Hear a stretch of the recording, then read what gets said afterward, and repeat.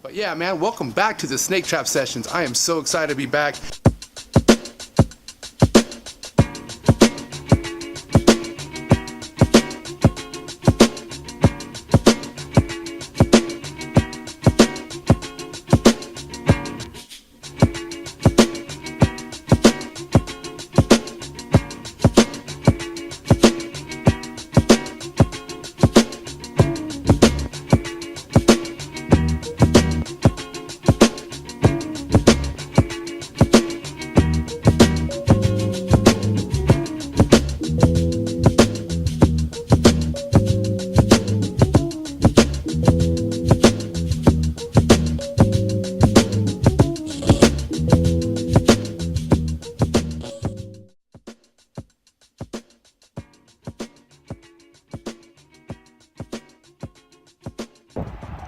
Man, look at this beautiful piece of property. Also known as Jurassic Park. What is good, everybody? It's your boy MJ up in the building. I'm in Chicago. Well, actually, I'm in Illinois, in a city within Illinois. But guys, welcome back to the Trap Vlogs. If this is your first time tapping in, please hit that like button, hit that subscribe button, smash that notification bell so you're on top of every single piece of content, and drop a comment. Let me know what you like best. We are at the Lace Monitor Kings facility. My boy Bryan Waterloo of Waterloo Lace invited me over to his place because we're gonna do a podcast, the Trap Talk Reptile podcast. Make sure you head over there, subscribe, hit that notification bell because you definitely don't want to miss any podcasts that I drop. It's going down with me and Bryan Waterloo in person, Trap Talk with MJ. But then before we get down to business on that, I'm gonna actually go vlog his whole facility. And you guys are gonna come along for the ride, man. I know I've been gone for a while, but what a way to come back into the vlogging world, looking at my boy Bryan Waterloo of Waterloo Lace. You guys ready to go to Jurassic Park? I know I am. But check this out. Gee.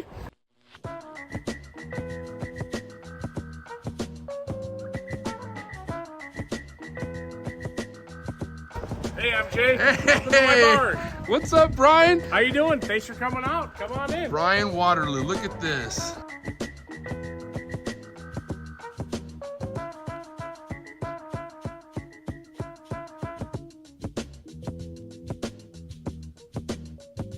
Beautiful place, man. This is crazy. I appreciate it. Thank you. Something I've always wanted is a nice big pole barn. Property came available, and I moved from my old house and we ended up here, and a lot of work in there, to be honest with you. Pole barn had a cement floor, but nothing was insulated. It was all frames. There was very little electric in here.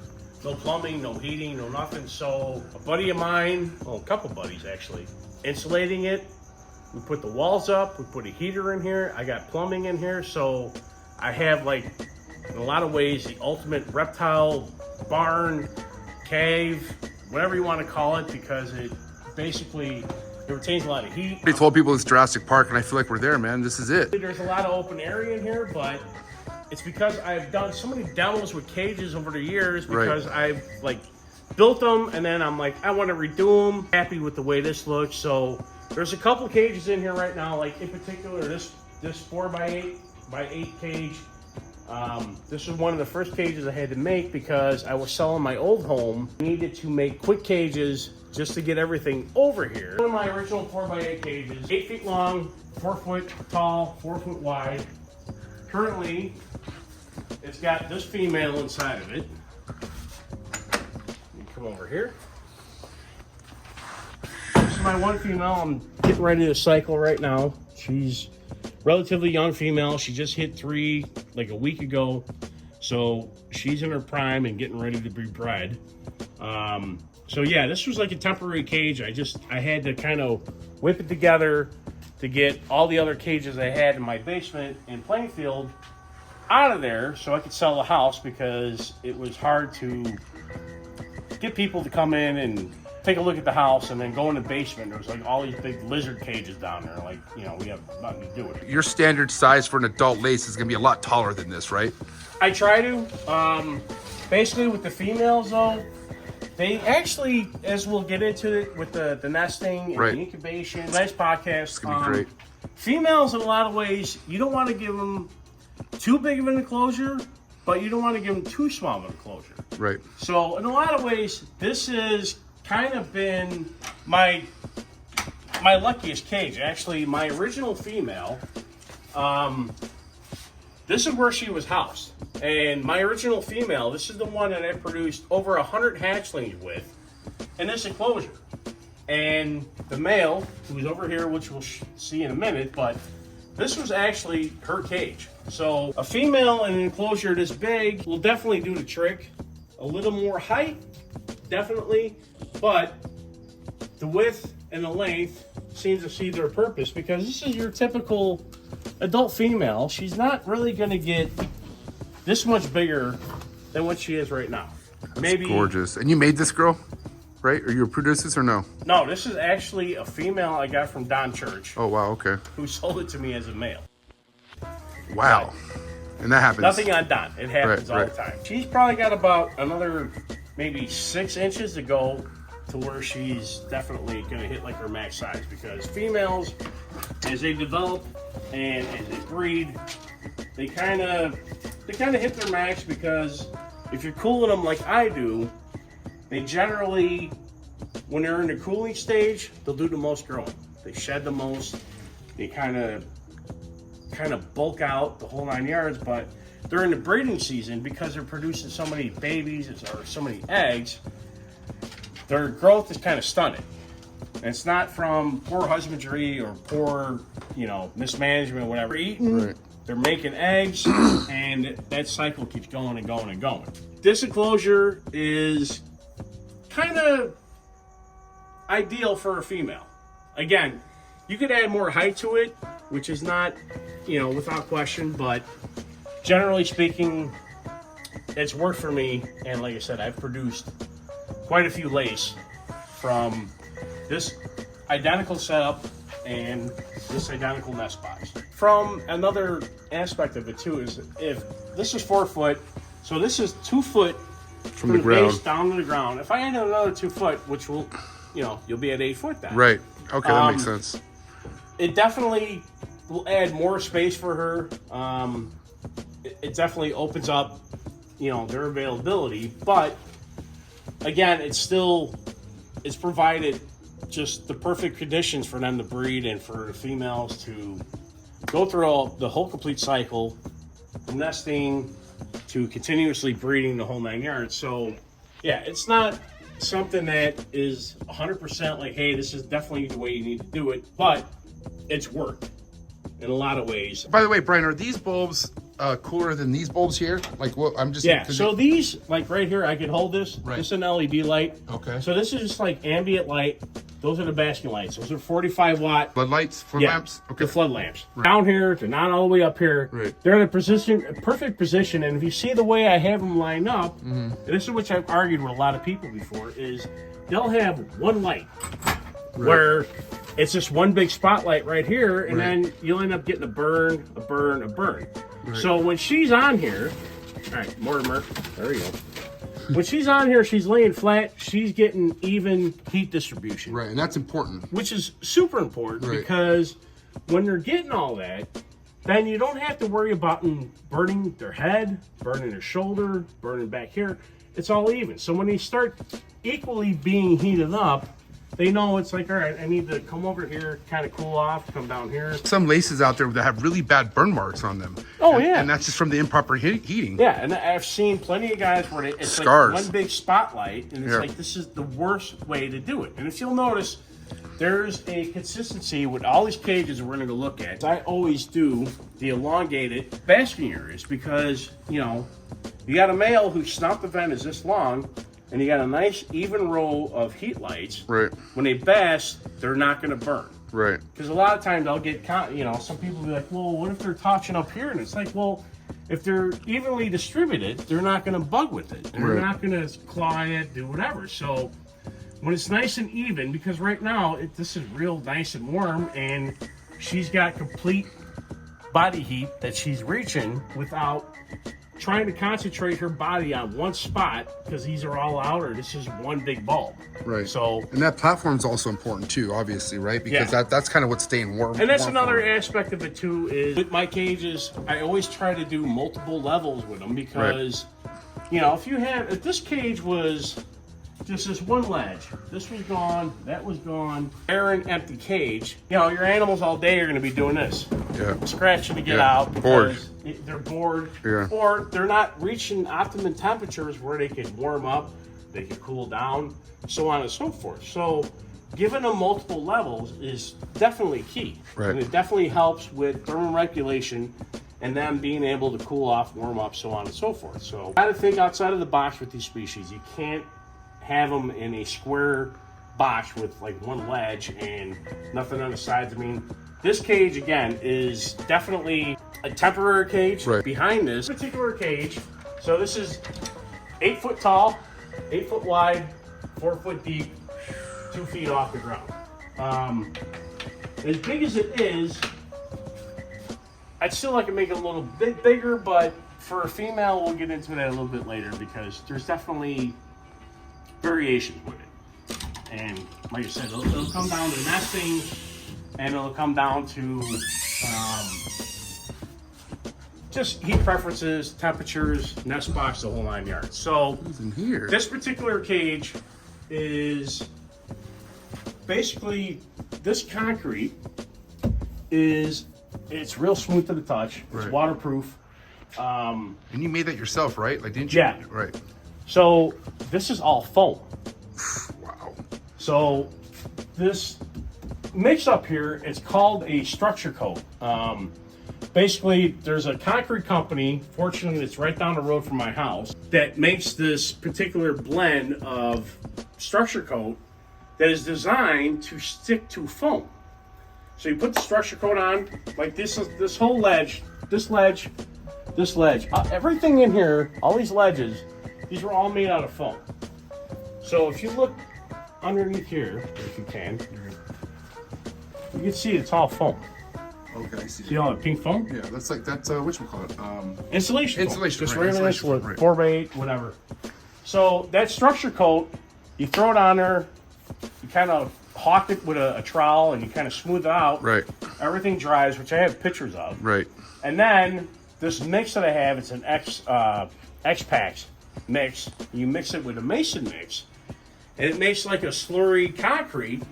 And you just throw it on there, and then you just start troweling it on, and it you gets all to your work. different. Yeah. It's like art. All your different ways you want to create your, your cuts and all. A friend of mine, my buddy Tony Manderson, he did a lot of the cuts and the intricate work in here, and did a great job with it. But the base I pretty much did out of foam, and it's worked great, and it supports them no problem. And then you can feel that's foam. It's weight distribution when he's thank you. When he's climbing up here and he grabs here and he grabs here, he's got no problem. Look at the pink on that tail, man. Is it normally hot pink like that? Yeah. Hey, buddy. Don't mind me. I'm sorry. If I open her cage, I got a big board I'll put across her. She'll go right in here and hang out in here and on her own bask, and she'll come over here. Like, this is originally this was set up for a female, right? Especially that ledge there where when females are going through vital genesis, or it's like that 15th day, 16th day of ovulation, and they want to get that pressure off their lungs and off their organs and all that. That was ideally what I was kind of setting up. Like, well, hey, you could just slant. Lay on that slant. It's nice and warm because the heat is coming up. This is all insulated too. And it releases pressure all off the organs. Wow, that's a smart move, man. Yeah, and it's foam. Yeah. So it retains the heat, and because it's heated in here, it's a nice warm basking area without, just the huge supplemental heat that, sometimes they need. But she has definitely utilized this branch. She's been all over in here, but like I said, it's like the early stages of cycling.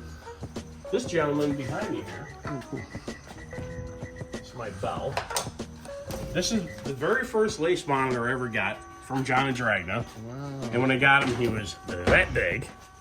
So that's my original male. How old is he? He's about 9 years old now, and he is the father of about 90% of all the hatchlings I produced. Wow. So, he's just been a phenomenal breeder. And so he's giving you a lot of normals then? He's giving me a lot of normals and he's giving me a lot of bells. Right. Would you say the ratio is pretty even, or more or the other? As it went on over time, it started to even out more with the bell to normal ratio. Right. But in the beginning, it was more normals than anything. I'd get maybe 5 or 6 normals and then like 2 bells. And then it just gradually increased. So that's going to remove, and this is an 8x8. So basically, I'm going to duplicate another 8x8 here. Side by side? Yeah. Take this one down. This will probably be another lace. And then in here, what I'm planning is, I have my ledges kind of framed right now. There's one here, this big ledge here, this one here, this one here. I'll probably do some big branches. That's the other thing too, is you see some of my branches. See how big they are. Yeah, what the hell, man? Yeah. It's like prehistoric. But a lot of my cages is I use big branches. And again, you know, whether it's something like the green basilisk, which we'll check out here in a minute, or even your lace, their bodies are this wide like a typical lace, or maybe this big. Right. They want that full of a big tree branch. They don't want a little twig, you know, like a stick. Like, that ain't gonna work. you're not gonna use this for an adult lace monitor. No. This is nothing. This is actually for my green tree pipe. It needs a platform. They need something nice and big and full. And again, it doesn't matter if it's a hatchling or if it's a big adult. They want a nice big cage. So basically, what I'm planning to do with this enclosure is cement board the rest of it. I got a ledge up here. So this, I'm probably going to put a big basking light up here. This would be perfect for a female, especially when she's cycling. They're LED, so brighten up. So I'll probably put another one right here, which will brighten up as well. I'll probably put a basking light over here again with that length, not one big spotlight, just a nice row. Again, the multiple ledges, I put the big branches in here and kind of connect them. Then they have multiple ways to access all these different ledges. I'm going to keep the floor open. That's the other thing with lace, is if your floor is completely cluttered and there's a lot of, you know, branches and little knickknacks and all that stuff in a way, it's bad for breeding. A lot of times they'll breed on the floor, so I want a nice open floor space with them. That makes sense. It's ideal. How are you gonna do the doors on this one? This one, the doors are basically... Okay, it's like a exterior door. Yeah, I have 3 of them. 3 of them. Currently, 2 male green basilisks in here. In this cage, just another one of them demoing. These guys right here. Wow, look at that. That's so neat. These were captive bred from Eric Haycraft, who freaking breeds the shit out of them. Great guy. I ended up with 6 of them, and it turns out I got 1 male, 2 females in here, and then I got 2 extra males in here, and I had 1 that I don't know what the sex was, but died. They grow like weeds, and these are the main ones that eat majority of the crickets I have in here. Hey. What's in here, man? You got a chondro? So this is... I love to see some snakes in here. This is cool. This is just a regular... Biak, whatever you want to... Oh, little fucker. Zero in on that.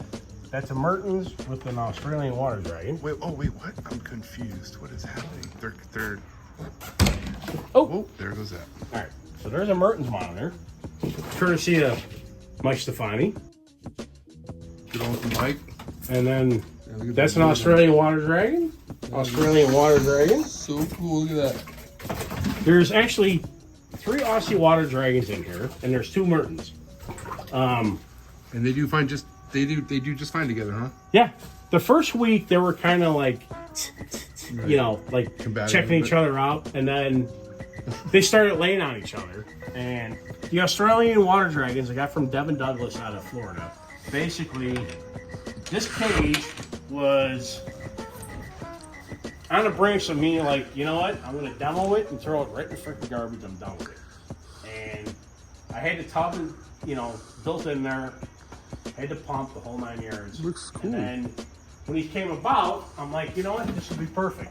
Because they were literally in a tiny ass aquarium and they outgrew it so fast. And then I put them in here. And they're loving life. Yeah. They got a nice flow of water. I had the live pothos in there to kind of help oxygenate the water. They'll sit like all the way up here, and they'll be over here, and they're all Using over the everything. place. Yeah, it's so neat. I see that this cage behind you is kind of built differently than the rest. Yeah, What's going on with these? This is a baseball shape, and that one is another diamond. Again, this is my buddy Tony. He's got big water monitors, and he makes just beautiful, huge freaking enclosures that are that baseball diamond shaped to them. And we were doing this one, and then we did that one. And I'm like, you know, let's go with the diamond shape. I'm like, I really like it. So in here we have basically these are the Hydrosaurus microlophus. So they're Wow, dude. the giant sailfins. However, they're all Okay, I see 2 of them here left. there's 5 in here total. 5 in here. Usually they're not this bad. That is so neat. So this one is actually that's Celebensis. It's the only Celebensis in here. But unfortunately, different species of Sailfins in here? yeah. So like that one in the back corner and the one that was just driving all over the place. Those are the Microlophus. Those are the Indo-Giants. And then the Celebensis, they get black, and then there's like a light gray, like from here to here. So that one's chill with you. Yeah, somewhat. But that male, he's starting to. I want to grab him because he's got like the big protuberance coming out of his nose. He's starting to become like a real big male. Baron, I had this plant out, this plant out, this plant, that plant. They'd be just non-stop bashing their noses in. So this is what keeps them from bashing their noses in. They're a species that They want to hide. they want to hide a lot, but they also, you know, they're curious. So I won't take it away from them because there's a lot of times where I'll come up to the glass, the door's closed, and I'll kind of like lightly tap on there, and they'll do the head bob. Right. But as long as I'm not going in there and I'm not really, you know, grabbing them and doing whatever. Like what you just did. Message! This is such a neat ass enclosure though, They're man. still, you know, and that's the other thing too is that they're young. They still have a lot to grow. They're kind of like Cyclura. Right. As far as, you know, they take a couple years before they start getting a decent size to them. Because This all their one, noses look good. yeah, that one in particular, that fucker has jumped out of this cage onto my shoulder and hauled ass all over this barn. I don't know how many freaking times. But you caught him every time, huh? I've had to catch him probably 5 or 6 times. The worst was he got in the corner of this big giant enclosure here on the floor. So you had to wedge him out? he's like sitting in the corner, and I had to crawl underneath there on my belly with a snake hook and like something else just to keep him pinned in that corner so I could finally grab him and pull him out. But yeah, with that species, especially with the hydrosaurs, if you give them enough cover, they'll kind of interact with you. But they like that space. Like a lot of times, they'll like sit over here. They'll sit on this branch over here because all their basking is here. There's basking. They got a pump going. There's a like a 5-gallon pond in there. How often are you having to change out that water? A lot of times where I'll go, I don't know, 2 or 3 months. Same with these guys. I'll change them out. I'm using the food balls, which actually are not bad. Once it kind of transition to summer, I'll change them a lot more because they're a lot more active. Nice to have the space, and it definitely is something that you need to consider, especially with some of these bigger species. Especially, you know, you're keeping lace, you're keeping Cyclura. You know, your average rhino, Cuban iguana, I mean, you need a bunch of room for them. Can't shortcut it. Obviously, your water monitors, you know, your big black throats, the whole 9 yards, or Niles or Nates. I mean, it's definitely something that you have to definitely keep in mind when you get to, you know, that point to where it's like, hey, I really want to keep some of these bigger lizard species. And again, not everybody needs a pole barn, but, you know, not everyone could house, you know, one species in a big giant enclosure like that. But again, it's something you need to take into consideration. I mean, like even these guys, it's pretty decent sized enclosure. 100%. But again, in the wild, I mean, shit, them animals from here back, they're probably be one male that would encompass his whole territory. Right.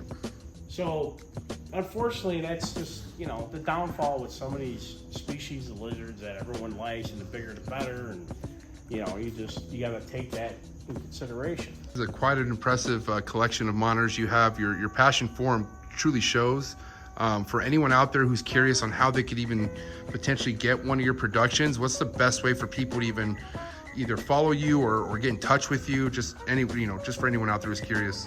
Well, thank you for that, and I appreciate you coming on here and taking a look at all of that. I'm always available. I do have ads on Fauna.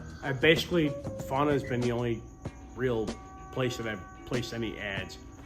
I'm on Instagram under Waterloo Lace or Waterloo_Lace or whatever. That's one way of getting a hold of me. If you look at Fauna, I'm under Tree Croc. You know, I'm usually at Tinley every year. I never miss it. That's where we met for the first time. Exactly. Yeah. My only thing is, I go to bed early, so don't text me at 3 o'clock in the morning. Message. All the villain shit. Yeah. I do like the Lord of the Rings, but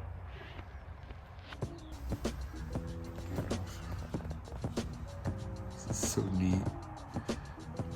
I've always been into like comic stuff, period, but like this stuff right here is like the reason why I like comic stuff was because they had shit like this of my favorite comics.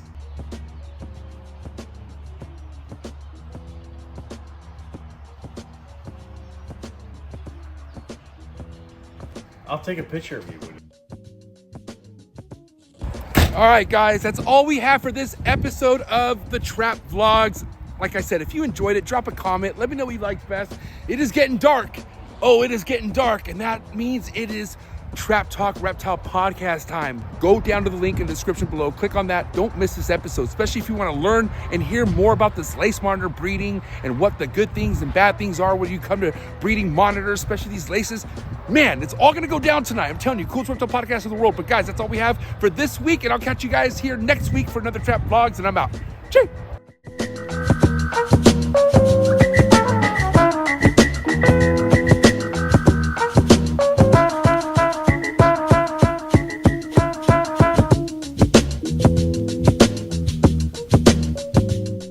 Thank you for watching this week's Snake Trap Sessions vlogs. Please remember to like, share, and subscribe. Drop me a comment. If you're looking for exclusive Snake Trap Sessions content, make sure you go down to the link below, join the Trap Talk Patreon family for all exclusive content, and to join the Trap Talk Discord. I'll see you guys here next week. Cheers!